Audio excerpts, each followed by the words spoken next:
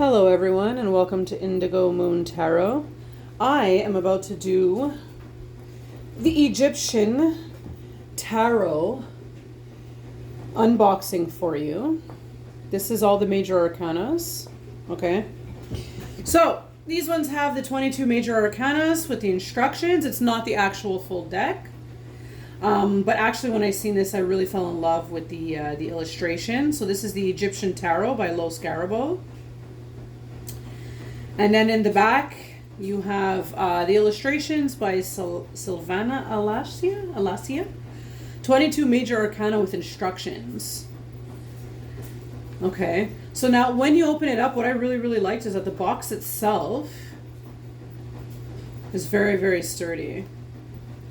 Okay, and so you have the guidebook inside. Actually, you really want the guidebook. And another thing that I appreciate about this is that you have it in many different languages. You have it in English, Italian, Spanish, French, Dutch, and Russian.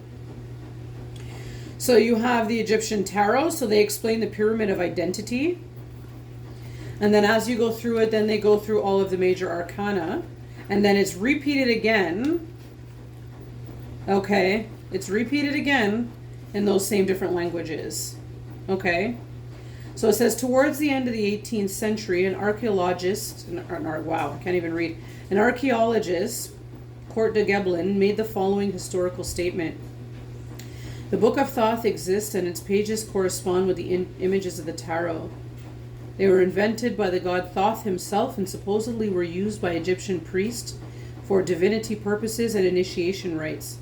Although the statement is based on objectively weak reasoning, it was embraced and accepted all over France, and the height of the Egyptian craze thanks to the archaeological finds brought back by Napoleon and the deciphering of the Rosetta Stone in 1822. The two tendencies were joined once and for all with the revival of the magical traditions, which was taking place at the time. Today, the tarot inspired by Egypt are a fundamental component of the cartomantic tradition. It is impossible to know whether or not the tarot has originated in ancient Egypt. And then right after that, you have the period of identity. So for the first one, you have the good and generous side, which is capable of sacrificing itself. For the second card, in the second place, the dark side, egotistical and narrow-minded, of which one is ashamed. The third, the feminine side, which is receptive, profound, and sensitive. The fourth, the masculine side, which is creative, energetic, and aggressive. The fifth, the unique side, of which one is proud, the gifts one possesses. The sixth, the childish side, which is innocent, a dreamer.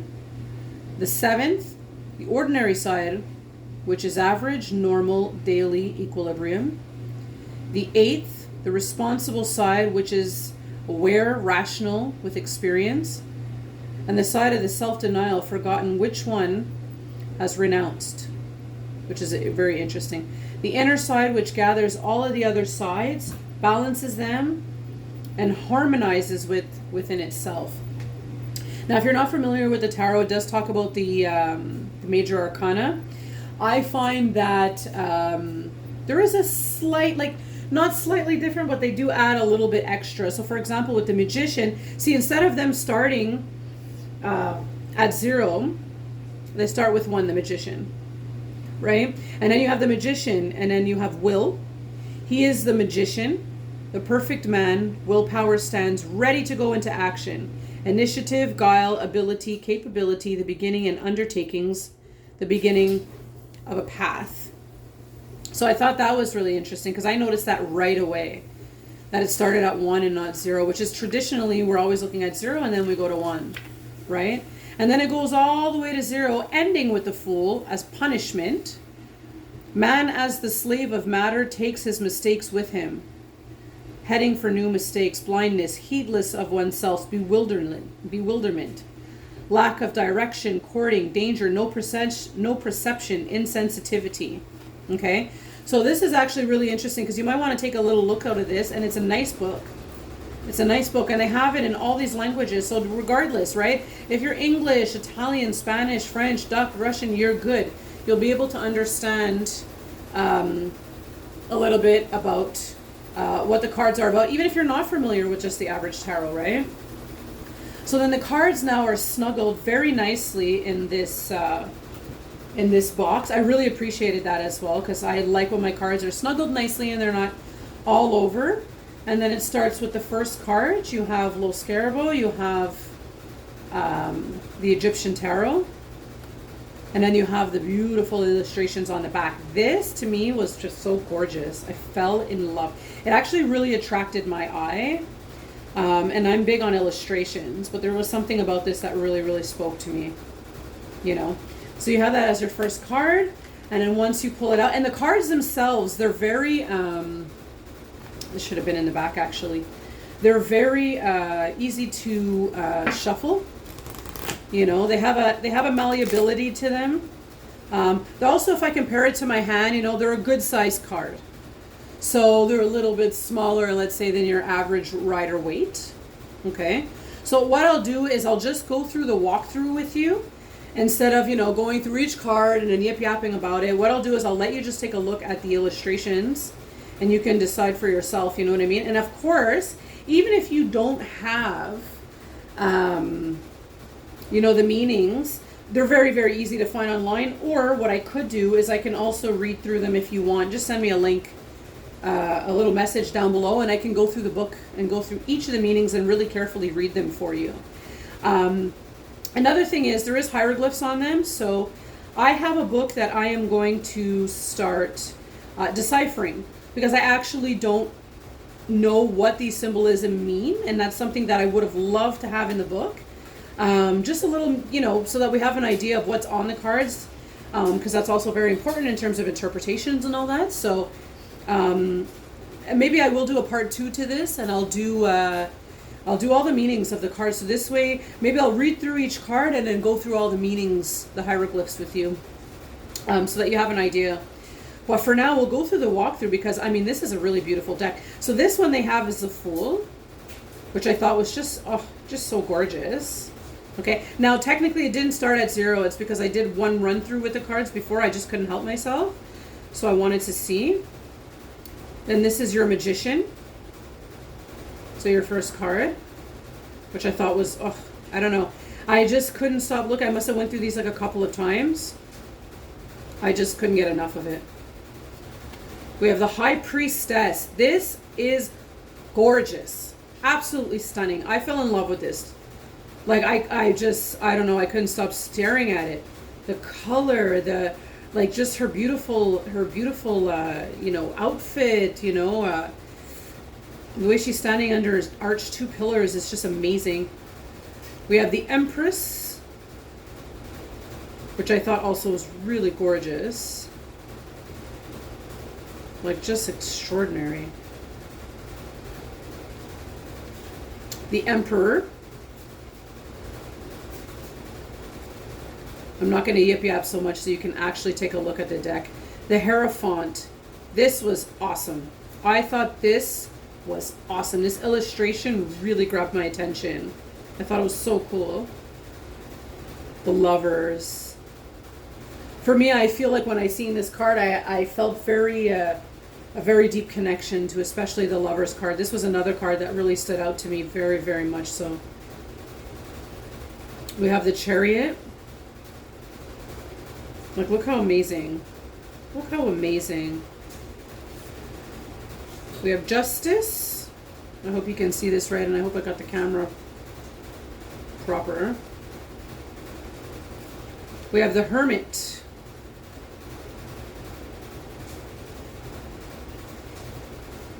We have the Wheel. This is so amazing. Like, I really love the way that they did this. Look at that, eh? The Wheel. Strength. Just beautiful. Just beautiful. Send me a link down below if you want to, if you want me to decipher some of these meanings. I think I would like to know. Do maybe a video on the meanings of the cards, what's written here. That'll be a fun little project if you're interested. This is the Hanged Man. I'm not sure if you can see that well, but this is the Hanged Man. This is the Death card. And I noticed right away that they had the scales. Because I was like, where's the scale? I was looking for the scale. I'm like, normally he's holding it. But this time, it was in the background, and I thought that was really cool. And you had the being there, and then you had the feather, right? And that perfect balance. And I thought that was really, really something. We have the eye of Horus, I believe. We have Temperance. The Devil. Look at the Devil. So cool. Look at that, eh? We have the Tower. Like, I don't know. I love these cards. I find them just extraordinary.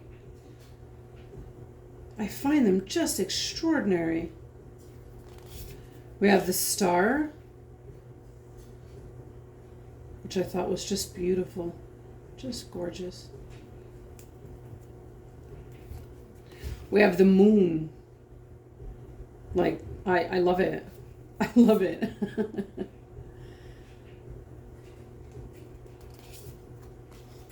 We have the Sun. What a beautiful deck. We have Judgment. And you really see the way that the illustrations come together so beautifully. And it's so meaningful without even, even if you aren't familiar, just to read intuitively. There's so much in this card to read from. You have the World card. This is the World.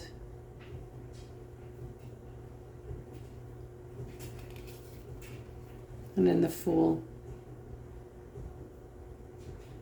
So actually, let me know if you would like for me to check up to look up some of the meanings, if you're interested. Also, if you would like me to go through each of the meanings and read through the book, the meanings of that they have in there, where I can just basically just keep the book on the camera, and then, even if you want, you can pause it, take a look, read it for yourself, listen to me, read it however that you want. But this is it. This is the Egyptian Tarot of Grand Trumps. So these are all of your Grand Trumps, your major arcanas. They also have, from Lo Scarabo, he also has like the full Egyptian Tarot, where it's, basically the whole, like the Rider-Waite. But, we all have different decks for different things that we're doing our readings for, So if, let's say you want, you have a client and you're doing a reading, whether it's for your client or yourself, you can choose, if they're having some, major life and spiritual lessons that they're going through, this would probably be the most ideal deck to go for. Like, you'd probably really enjoy working with this deck. It'd probably really be, give you a nice deep, reading. So tell me what you think. In terms of thickness, this is what we have for thickness, right? So it's just enough to fit the 22 cards. You also have the part for your finger, so that if you want to, it's very easy to pull off, and then boom, the book is right there, right? And then you have the back. They don't go into detail about the back. They just let you know that it is the 22 major arcana, and then this gorgeous illustration on the front. So tell me what you think. We can go into depth more about this. Well, that's just, there we go. And we'll get in deeper to the meanings if you want, and at the end, what we could do is we can do a sample reading. So shoot me a message down below, and if that's the case, I'm absolutely game if you're game. All right, have a good rest of the day, peoples. Bye-bye.